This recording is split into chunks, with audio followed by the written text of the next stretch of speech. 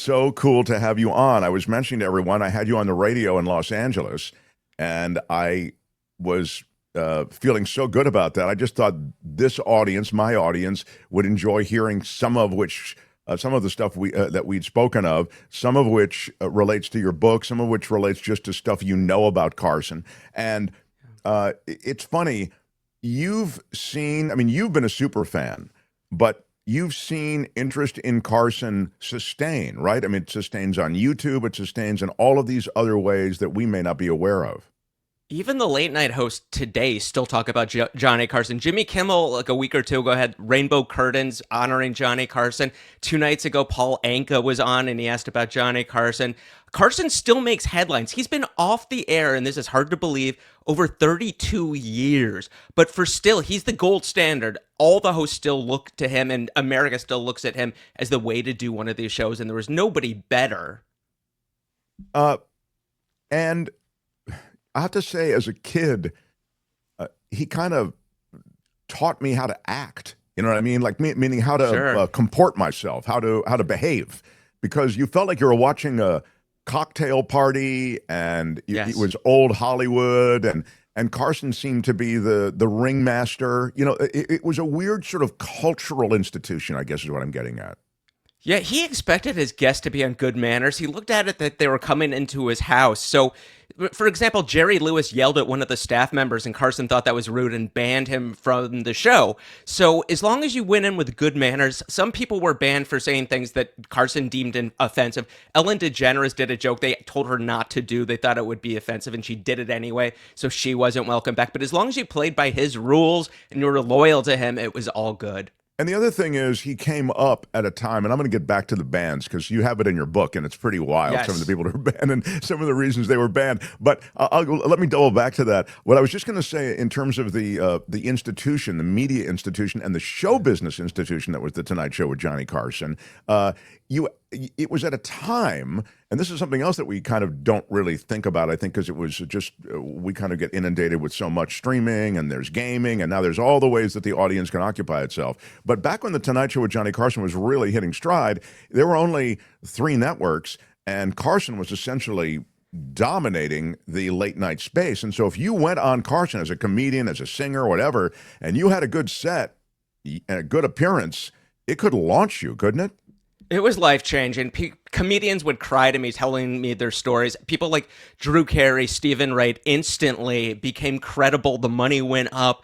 Gary Shandling, when he found out he was going to be guest hosting the Tonight Show because Albert Brooks had a kidney stone and was in the hospital, started bawling. It was his dream. So yeah, it was very consistent talking to these people as one of the best parts of their lives. That's why I talked to over 400 people with all these names would talk to me, and I didn't really understand why. Like Jimmy Buffett, his people said he's so excited to talk to you. I said, Mr. Buffett, why are you excited to talk to me? He said, Mark, it was the biggest break of my career, but no one has ever asked me about this. So they really liked reminiscing about Johnny. It says a lot about him. So there's names on the ban list that you talk about, like people who were banned from the Tonight Show that I never would have thought. William Shatner. That's right. Was banned from the Tonight Show. Yes. Why was William Shatner banned from the Tonight Show? It was his third appearance with Johnny, and he violated three rules. One is he came out and wouldn't let Johnny talk for like 2 or 3 minutes. Carson wanted back and forth, and Shatner was telling this long-winded story, didn't stick to the pre-interview, boring the audience.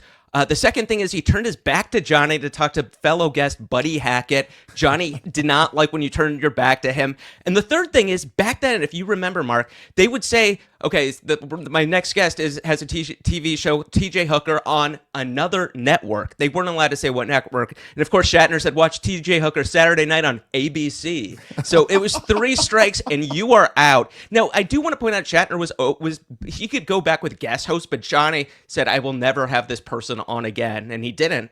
Wow. Carson really could hold a grudge. That's something that was clear.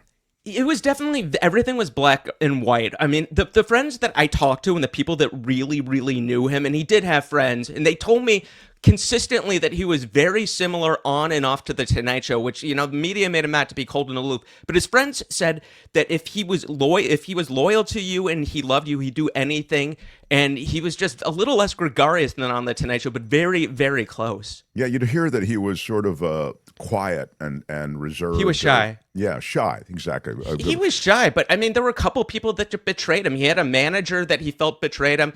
Obviously famous with Joan Rivers, which I go into more depth than anybody's ever gone on why Johnny was actually upset. And I mean, she tried to steal Johnny's producer, Peter LaSalle, which Joan admits every talent coordinator was offered double their salary to go with Joan to Fox. And he couldn't believe that Joan wouldn't tell him about the show. She had every opportunity, and Barry Diller, head of Fox at the time, told me here in New York, she told Joan, you have an obligation. Barry Diller was friends with Carson. They were in a poker game. It was Neil Simon, Chevy Chase, Steve Martin, Carl Reiner. So, yeah, once that door was shut, it perceived loyalty, you're gone. It's wild that just on the Joan Rivers thing, and I didn't know about the Barry Diller thing. That's pretty big. When Barry Diller, who hired her then, gave her Yeah. her own late night show, said, "You got to talk to Carson." And she, Yes. Why do you suppose? What were you able to find out about why she never did approach Johnny? The reason Joan didn't do it is the main reason is she knew when she told Johnny he'd be supportive and be fine with it, but the guest hostings would stop. She had signed a deal with Fox 2.5 months prior till Carson found out about it, and she knew the guest hosting would stop. And she was subservient to her husband Edgar, who became the producer on the Tonight Show, and everybody just told me gave her really, really bad advice, and she was trying to be a good wife. When Joan Rivers would meet people, she would say, "Hi, my name is Joan Rosenberg." She wouldn't say Rivers, and her husband did her in, and after 10 months on Fox, the ratings sank. Barry Diller fired her husband, and Joan said, "If you fire him, I'm leaving." And Joan thought that he was bluffing, and Diller fired her. She was gone. And of course, I mean, sadly, Edgar died, I think, soon after that. Yes, he committed suicide. He had depression, and it was just. And then Joan Rivers finds out that she's millions of dollars in debt. And talk about resiliency. Somebody that bounced back. That just, I mean, such an icon. Yeah, no, it's true. She really did reconstitute herself, independent of the Tonight Show and late night TV. So. It's interesting. I hope we have another second here because I want to talk about you because you're sort of an interesting guy apart from the book. But what are the other things about the Tonight Show that either surprised you or you feel sort of are the richest memories of that show, good or bad? I mean, I just love talking to Irving Davis, who held the curtain open for Johnny for 20 years. And just to tell, I always wondered what was going on. And Johnny would be telling jokes. He'd be smoking a cigarette, always with a cigarette in hand. He smoked 2 packs of Pall Malls unfiltered a day. It did him in. He died of emphysema. Yeah, 79 years old. And he kept saying those damn cigarettes. But just the fact that the backstage Carson, I loved hearing, he would make a wish. He was constantly doing kind things for people and did not want the credit. It's funny. I remember when watching The Tonight Show that he would hold the cigarette in his left hand just out of the frame. That's right. You could see it as a kid. I remember watching and seeing the smoke coming in and that Carson was smoking, and he would even be coming back from the break, sometimes having a puff. But there was a sense of smoking and drinking, and, stars would come on. They were clearly drinking. They would joke a lot about alcohol, joked with Ed about alcohol. So it was a different time. It felt like a real cocktail party. It really did. I mean, when they were in New York in the 60s, it was alcohol, it was cigarettes. When they'd go out to Los Angeles, it would be a party. Dean Martin would show up unannounced. It would be Bob Hope. And it would be this amazing party, and you wanted to be a part of it. And the alcohol definitely, some people like Marlon Brando in 1964 was chugging champagne for 90 minutes and went out and was wasted. And they talked about it years later, but it definitely, the alcohol, like Peter O'Toole was another one that was incoherent with the drinking over at the show. But as long as Johnny had 1 glass of vodka that he would sip over 90 minutes. When the show started, it was an hour 45, so he was never intoxicated, but it was more just being social back then. Yeah, it's funny too, the sense you had then, and you really noticed this by looking at the old clips, was that there was a spontaneity. There might have been pre-interviews, et cetera, but Carson seemed to kind of just take the conversation the way he wanted to. Yes. There was not the curated, choreographed kind of conversations that you find now in late night. He was a curious person. He never wanted to have dinner with the A-list actors. It was always Carl Sagan, the astronomer, Jim Fowler, people that he was really interested in. And there were always, the pre-interviews were always thrown out when it was Buddy Hackett, Don Rickles, Steve Lawrence, certain people that it was just effortless. They would do it just to have a safety net, but they would never get to it. But Carson, sometimes if he was loving a guest, would bump people. The potato chip lady, who was not famous, Jennifer Tilly, the famous actress, ended up getting bumped for this unknown woman who collected potato chips. She was she was an inspector in Indiana, and she noticed that the chips were in certain shapes and sizes and went on the show.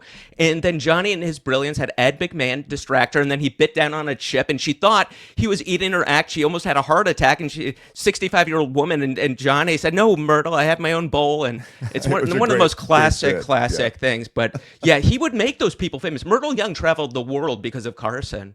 That's really very funny. Yeah, I mean, he could again just blow up an entire profile of someone and create a sensation overnight. Rodney Dangerfield was a favorite guest. Right. I'm seeing this in the chat.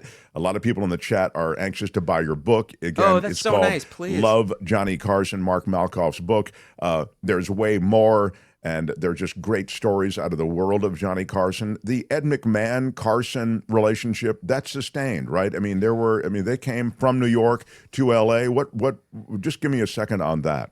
They were really close. They were on a game show called Who Do You Trust together. Johnny was the host, Ed was the announcer. And Johnny, when he went to the Tonight Show, wanted to start fresh and wasn't going to bring Ed. And Johnny's friend didn't want to come from the West Coast. So Ed, at Danny's Hideaway, got on his hands and knees, tears down his face, begging Johnny to take him. And Johnny was embarrassed, said, "Ed, I'll take you." And they were really close. Like, Ed McMahon would save Johnny from the drinking, because Johnny would, on the Tonight Show, would say, I struggle with my drinking. I have one more drink too much, and I turn into Attila the Hun. And Ed would just help him get home. And then, in California, they weren't as close, but they would go out for birthdays and the anniversary of them working together. And then Johnny had his son tragically died in 1991, and Ed's son, I think, died in 95. And that really did bring them closer together, but they stayed in touch in retirement, and they needed each other. I mean, they worked off so well. And that clip where Ed is intoxicated, the one time he was drunk on the show, slurring his words and everything, that was what Carson and Ed were like in the 60s with the drinking. But Ed had just found out that 2 court cases went his way. He was with Paul Williams and Pat McCormick and just downing drinks. And by the time he got to the Tonight Show, it was obvious to America that Ed was a little bit tipsy. Gosh, imagine going on a network show with that kind of reach and being, schnookered. I mean, it would really, it's wild. Yeah, you can't imagine. I do want to mention Johnny was more political than people think. Nancy Reagan on several occasions called in, was upset with jokes. One was no more drug jokes because, I'm doing Just Say No. And she called in a second time to say, Ronnie does not dye his hair. Johnny, stop doing jokes that Ronnie dyes his hair. So the next day, Johnny Carson says, okay, somebody called me. I'm not going to say who, but I'm told Ronald Reagan does not dye his hair, but he does bleach his face. So that's what Johnny said. But you had people like Jimmy Carter's mom called Johnny I can't really say it on your show, but later was a guest on the show and said, I changed my mind. Johnny's wonderful. The Gerald Ford administration, Gerald Ford said we had a love-hate relationship because Chevy Chase and Johnny turned the perception they were stumblers to America. So he definitely would upset politicians here and there. But overall, they did love him, and you couldn't tell his politics, which, he just didn't believe, and he would lose half his audience if he showed his politics. He really, really played his audience well. Yeah. I think Reagan, was on the Tonight Show when he was governor. Yeah, I think that's right. California. Yeah. Yes. I'm out of time. I wanted to mention, first of all, of course, there'll be a link to Mark's book under this video, so you can just click it. And many of you have said you're going to buy it for Christmas. You're going to buy it for friends, for family. So lots of love for Johnny Carson and Mark Malkoff. And I'll just mention Mark is a kind of character.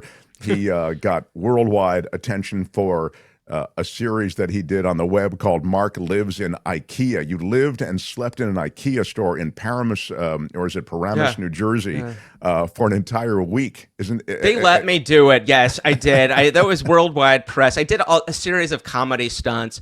And it was a lot of fun doing that. That was a while back. And I served in my New York City apartment. You've done a lot of stuff. So you're an interesting guy. We'd love to have you back. But congratulations on this book. Thank you, sir. For those of us of a certain vintage, it really does speak to us, and we can't wait to get into it. Love Johnny Carson. Mark, thank you. Mark Malkoff. Thank you. Happy holidays. Merry Christmas. You too, my Happy friend. Hanukkah, whatever you celebrate. Take care. Great to see Thank you. Right on. Hi, it's Mark, and I thought that was great. Hit the notification bell. You'll know whenever there's a new video being dropped. And please subscribe to our channel to help us save the universe.